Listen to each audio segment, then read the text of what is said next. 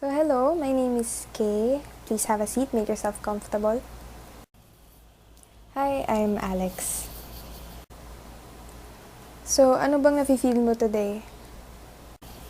Medyo kinakabahan lang.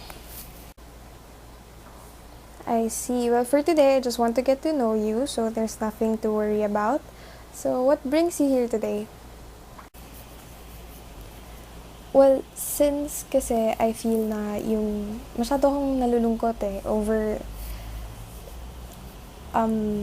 nag-break kasi kami ng girlfriend ko, and I don't know, parang ever since then sobrang lungkot ko na. So nagpapahalasing na lang ako every time. So I think it helps yung pagpapahalasing ko. It helps me forget.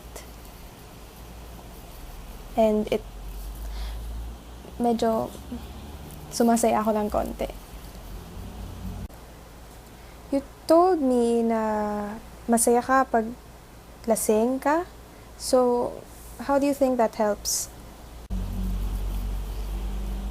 Well, since every time na may inuman, nandyan yung friends ko. So, I guess, kailangan ko kasi talaga ng friends ngayon. Yung family ko kasi medyo passive about dun sa breakup namin. So, can you tell me more about your family?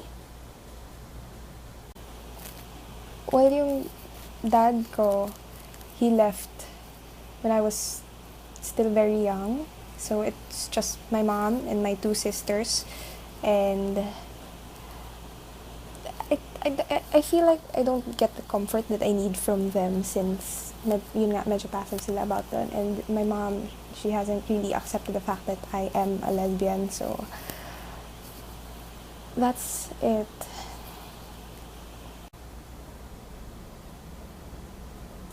What makes you think na hindi niya accepted yun? Well, since always, lagi niyang sinasabi na it's just a phase, ganyan, na I just haven't found the right guy yet for me, ganyan. And she's always setting me up with her friends, with her friend's son, ganyan. So, I think, since, I don't know, gusto niya talaga akong magkaroon ng boyfriend. A guy. I think she found this breakup as an opportunity for me to be with a guy naman. So, yun. And I don't know, sabi kasi ni ate, medyo biniblame daw ni mom yung sarili niya sa pagkakaganto ko. That's why she really can't accept the fact that I'm a lesbian. Why do you think nasasabi yun ng sister mo na sisisihin ng mom niya yung sarili niya? Nasisisihin ng mom mo yung sarili niya? Well, may nangyari kasi nung bata ako. Basta anyway, that's my story. Yung girlfriend ko, niloko ako, pinagpalit ako sa iba. So, that's why I'm really down, I guess. That's why I needed this, I guess. So, yung pagpapakalasing ko, I guess I just really need any form of entertainment since I need a distraction badly, and that's the only way I can have fun with my friends. Ma-distract ako sa thoughts ko. That's it. But I want to address it. I address this problem, this drinking problem nga, since, don't know, lately I've been drinking every day.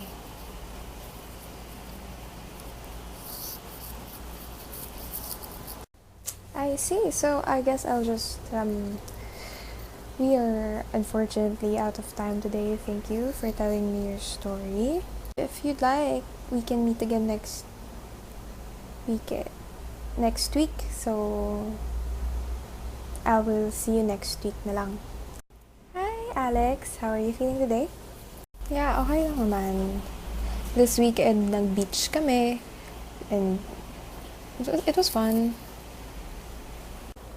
Okay, so what we're gonna be doing today is I will be saying a bunch of words. I want you to tell me what comes to your mind. The first thing that comes to your mind. Are we clear? Yeah, sure. Okay. Okay, so clothes, fashion,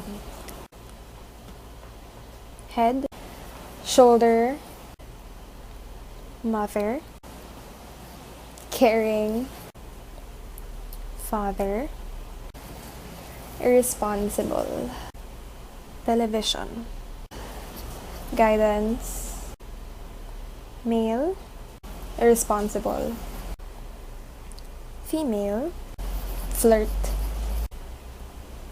bed, porn, stairs, wooden, home, house, frame, pictures, wedding, obedience, love, trust, commitment, important, pride, ex, pity, me. Okay, so how did you feel about that? Yeah, okay naman. I see. So based from the answers you gave me, I see issues, of course, with your past relationship. Can you tell me about your past relationship? Yung recent breakup mo with your girlfriend? Tell me more about your girlfriend.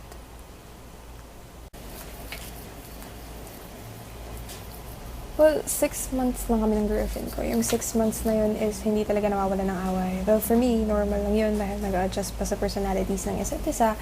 I know na mahal ko siya talaga eh. Gusto ko nakasama ko lang siya palagi.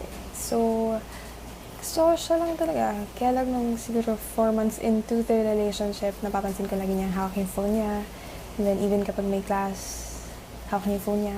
Knowing na magkaklase lang kami, so sino ba yung pwede niyang... I mean, of course, there's social media and everything, but there was something off about it. Hanggang sa dumating na yung time na nakipag-break siya sa akin.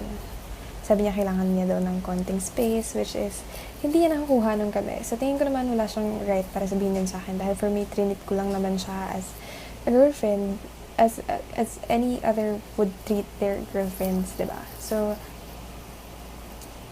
I treated her as most girls wanted, I guess. Lagi ko siya nililibre, lagi kami nag-out of town, as in, lagi kaming magkasama. Okay. Yung, sabi mo, lagi kayo magkasama ng girlfriend mo. Was there a time na naging possessive ka sa kanya?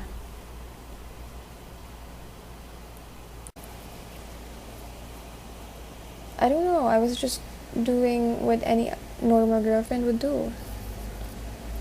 Okay, yung answers na naibigay mo sa akin, when I said male, you said irresponsible, and when I said father, you said irresponsible as well. So, does this have yung perception mo of the opposite sex, does it have anything to do with your father? Siguro, I don't know. Hindi ko alam. I see. So, again, we're out of time today. So, I want you to write your dreams. You know, you can make a dream journal. Just jot down your dreams every time you wake up. You can do that. So, we can talk about your dreams for the next session. Okay? So, hello again, Alex. I'm glad we could meet today. Hi, Miss Kay. So, anything that happened over the past weekend that you want to share? Well, ayun, nag-inom na naman ako with friends. But, just casual, I guess. I think nababawasan na yung pag-isip ko sa ex ko, or it could just be because I was busy writing sa dream journal. I'm glad na your dream journal distracted you, but I'm more glad that you took it seriously. So, how about you tell me some of your dreams?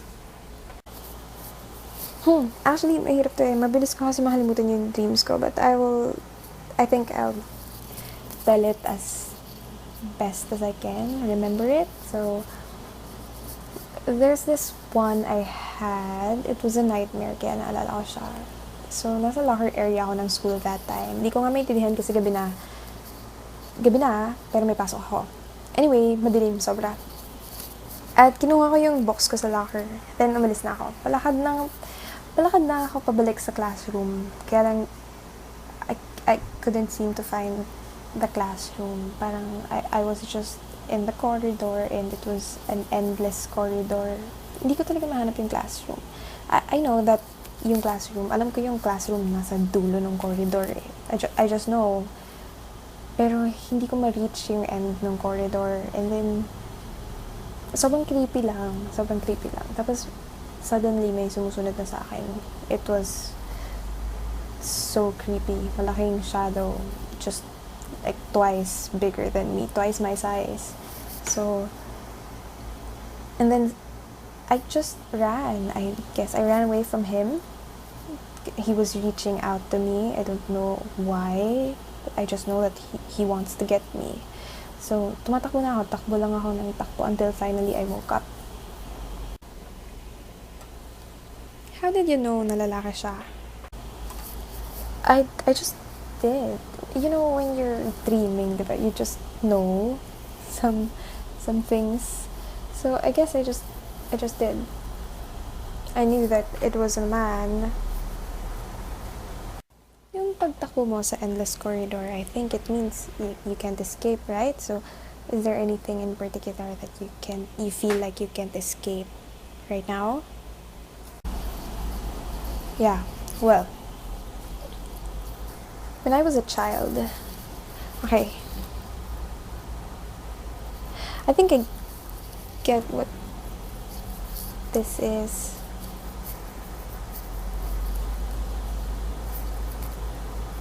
When I was a child, I remember when I said that my father left when I was young. He didn't. No, it was actually my mom. Pinalis siya ng mom ko since, I don't know, I was very young at that time.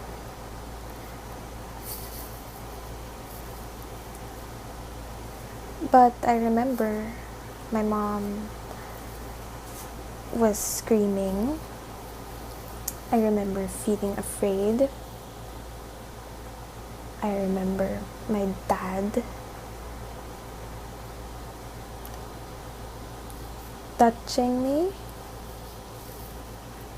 Yeah. It was just that. I was stuck there. I was frozen. I saw my mom screaming and screaming. And I just felt afraid. I couldn't do anything about it. I was a kid. Wala akong laban. Sa kanya, he was a grown-ass man. So,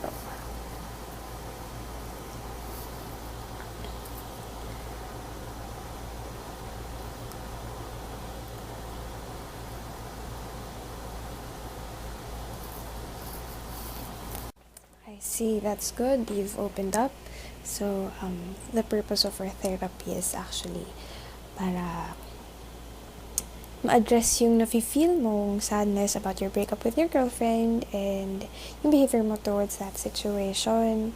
Pero you're starting to open up, you're starting to realize na hindi lang pala yung breakup mo with your girlfriend ang possibly nagkakos ng behavior mo nowadays. So, hopefully, mas marami pa tayong realizations for our next sessions. Okay, so, I will see you again next week.